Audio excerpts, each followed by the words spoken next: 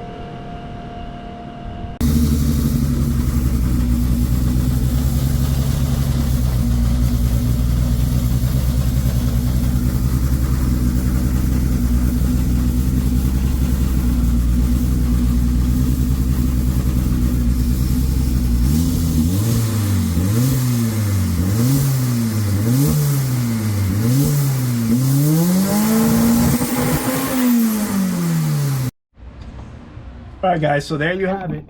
Hit about 26 pounds. I don't know if it held it. I'm gonna look at that right now. I didn't want to hold it too long. I just wanted to make sure it would get there and rev basically pretty clean. You can see the blower gauge that we have here, just for analog reference. It hit 20. It says 23 there, but it's kind of leaking down a little bit. But my target is 25, so we're definitely in the ballpark. Let me look at the data log here, which it should have recorded that. All right, let's see. And I'll show you guys what it did on the log. All right, so I got the data log uploaded, so you guys can check this out.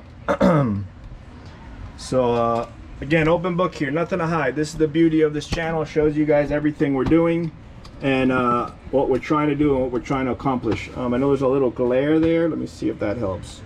So yellow line is wideband. I was just looking at that just to get an idea, but air temperature was a little hot, so that's the orange line. I don't know if you could see up here. Right when it started to make boost, 104 degrees, where normally it would be at like 50. So I didn't have any ice in the air in the water tank, and so that's gonna be a little screwed up. But whatever. Again, it's just to make sure the motor rev clean, everything sounded good, the tune was basically close. Red line is RPM, so you could see where. Okay, so white line right here, I stepped on it, really low RPM. We were only at, let's see where we were at. The minute I got 100% on the throttle, we were only at 4,000 basically. I don't know if you guys could see right there, it says 3986. 100 degree air temp, 99% throttle position. So right away it started to make boost. As you see me moving over, it's making 1 pound, 3 pounds. It gets there pretty quick, to be honest with you. It spikes up to about 24 and a half, and then it kind of loses it back to like 16, and then spikes it back up again to 25, loses it a little bit more, and then brings it right back again. So I have to play with the CO2 and all that and the retard on the boost controller and the car to try and get this fluctuation out of it. But main thing is that it made the boost. Air fuel looks okay, and I would say it's good enough to test. So I didn't even get to peak RPM. I let off the throttle right at 7,800 because I already seen it had made the boost when I was recording with my phone. So I figured, why am I going to keep going? The main thing was to make sure it made the boost, made it clean, didn't break up, pop, or do anything stupid. So it did all that. It did it all. Very happy.